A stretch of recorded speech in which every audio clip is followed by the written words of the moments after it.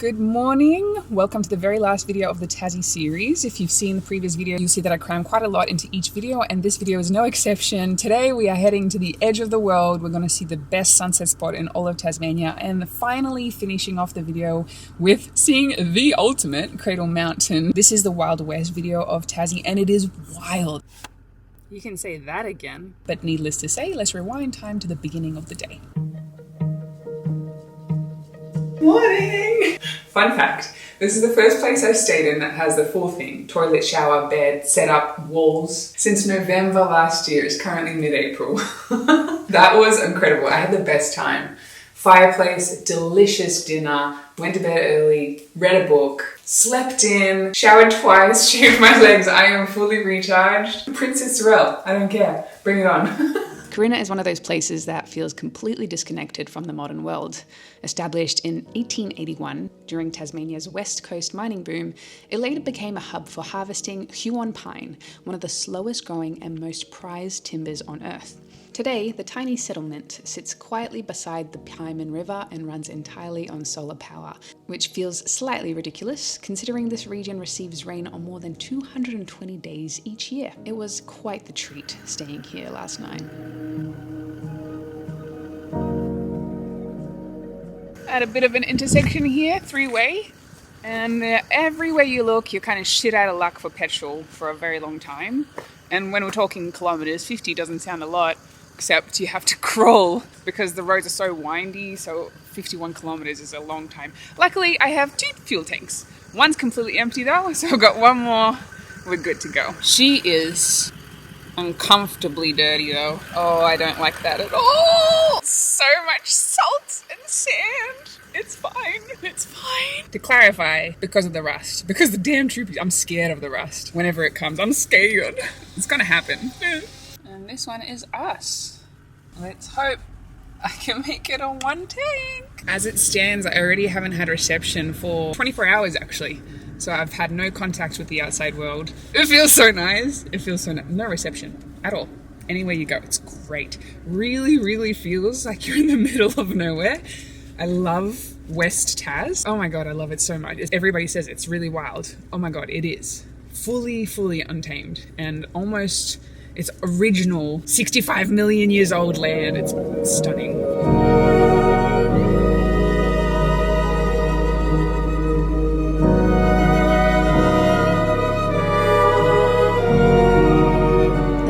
Out here feels very different to almost anywhere else in Australia. It's millions of years of rain, wind, and isolation, which has created vast buttongrass plains, ancient rainforest pockets, and wild, rugged coastlines that feel far more like somewhere in the far north of Europe than Australia. This area is so strange.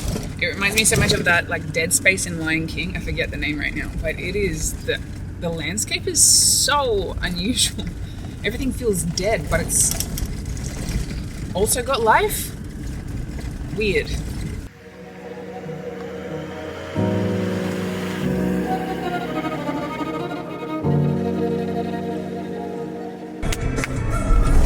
Holy, what the? Oh my gosh! No way! Oh my! Holy shit! Oh my God! I have never seen this in my life. It's a baby wombat and his mum. Oh my God. Why aren't you running away? Quick wombat fun fact for you. Wombats produce cubed-shaped poop. Somehow, the only animal on Earth known to do this. Scientists believe the shape helps stop it rolling away, which is surprisingly useful when you're making your territory on steep hillsides. After hours of driving, finally we have arrived at the grandiose location of the edge of the world. It is this point in time that Sorelle must get out of the warm, comfortable car and step outside to greet the elements. Go outside. No. No, that's okay. Yes, you really do have to go. No, I'm okay. I'm afraid it doesn't matter. You must go. I'm comfortable. I'm cozy. I got my tea. Now. Fine, I'll go already.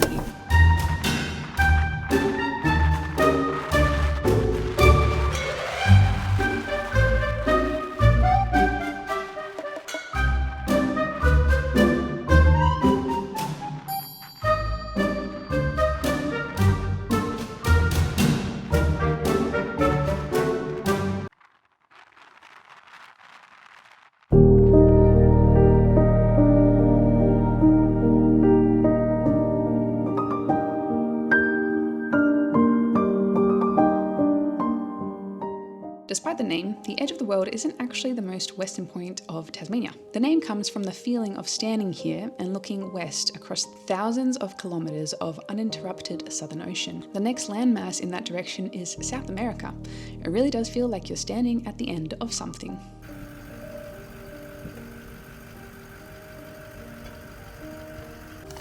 I'm not gonna lie, guys, I don't know if you could pay me to go on a cruise like that. That does not look appealing. So at the edge of the world, I say hello to the locals. I make a compulsory phone call from the free national phone booth to my mum. Hi, Mum. Before deciding on what else there is to explore for Sorelle beyond the edge of the world. I mean me. It's me.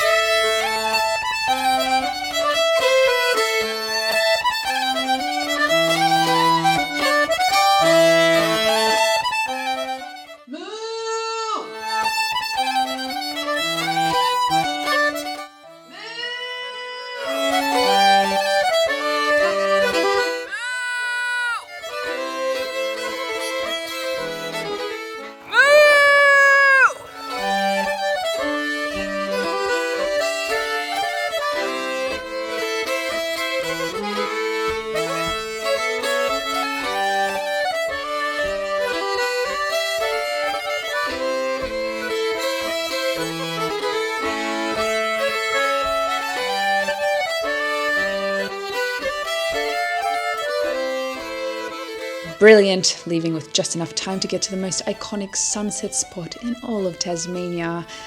Wait. Something doesn't seem right.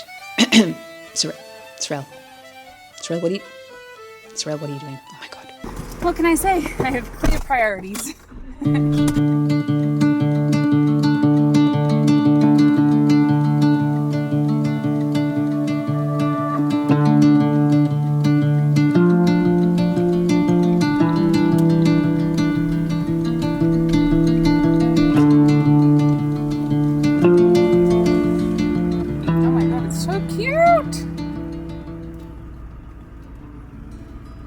Oh, wow! What a cute town! Wow! What the heck? Everything's so... I don't even know where to point! Stanley is one of the most picturesque little towns, sitting beneath a massive volcanic plug known simply as the Nut. It's one of those places where every street somehow looks like it's been pulled from a postcard. I made it! But there's no sunset. Cloud coverage. Oh my God, wow. Clean. So glad I came and saw Stanley though. It's adorable here, like beautiful. So cute. This is what I really love about Tassie. It's still got character and old buildings, and it's just a pleasure to be around. Whereas I think a lot of cities these days, big cities, are just so ugly. They've lost character. It's all about building fast. And this one is... Then we have another 30-minute drive to my camping spot back in the mountains, because that's my happy place. We're going to have to drive slow though, because there's going to be a lot of wallabies jumping out, no doubt. Onwards. Home. Good night. I didn't expect this trip to be a solo one. This trip was extremely spontaneous, and I imagined sharing these roads, campsites, and hikes with someone. But somewhere along the way, it became a trip for one. And honestly, I think that's exactly what I needed. There's something about long solo drives that strips life back to the essentials. With no one else around, no conversations, no distractions, and very little reception, there's nowhere to hide from your own thoughts. And at first, of course, it can be uncomfortable. But after a while, the noise does settle, and you stop replaying the past quite so much. You stop trying to solve every problem immediately. And little by little, space opens up for something else. Possibility. For the last couple of years, I've been living between vehicles. The van when I'm working on the land, the troopy when I'm exploring Australia.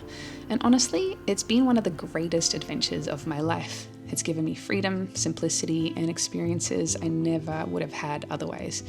But somewhere on this trip, I started realizing that maybe this chapter is slowly coming to an end. Not because I don't love it anymore, but because I think I'm being pulled towards something different. Stability, community, learning new skills, building deeper roots somewhere. It's a strange thing to say because for more than a decade, my life has largely been built around movement, freedom, and keeping options open. And I don't think I'll ever lose that part of myself. But for the first time in a long time, I can actually picture a future that looks different. And I'm really excited about that. Good morning from the base of Cradle Mountain. The weather is very average.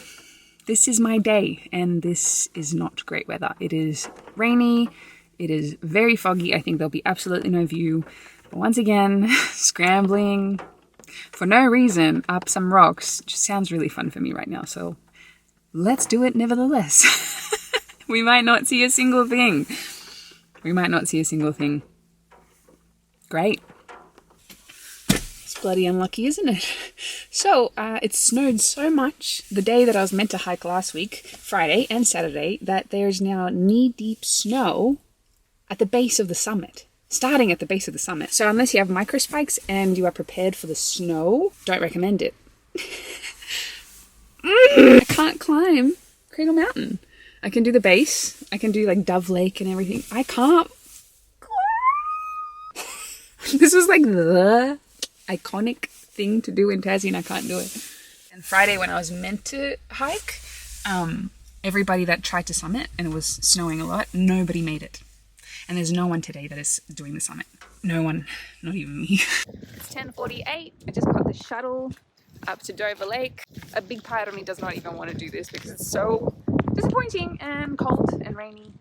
But it's the last final stretch. This is the last hike I'll be doing in Tassie with beautiful views.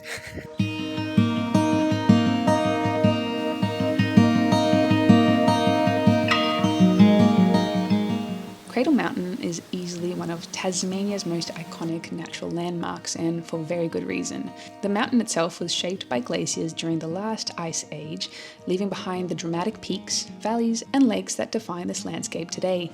What makes this area so special isn't just the mountain though, it's the entire ecosystem surrounding it. Extremely old rainforests, alpine heathlands, button grass plains, and crystal clear glacier lakes all exist within a relatively small area, creating an incredible diversity of plant and animal life. This is also part of the Tasmanian Wilderness World Heritage Area, one of the largest protected temperate wilderness regions left anywhere on Earth.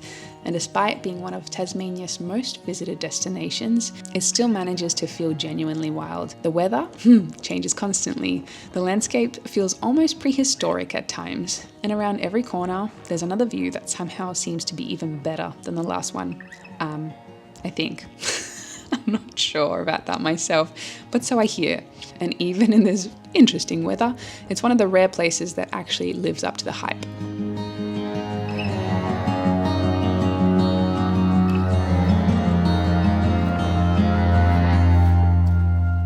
I'm starting to think I might be out of my depth just a little bit. Doesn't look that bad. This is just the beginning. My little backpack, my little shoes. Okay.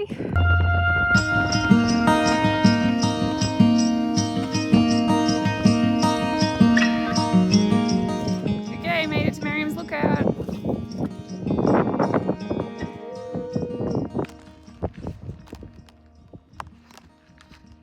So this is the beginning of the famous Overland Track, one of the most celebrated multi-day hikes in the world. Over the next 5 days, these hikers will cover around 65 kilometers through Tasmania's remote wilderness, carrying everything they need on their backs as they make their way south towards Lake St. Clair. Looking at the weather, though, I'm very happy to be sleeping in my troopy tonight. I think that's me. It's pretty bad. That's pretty bad.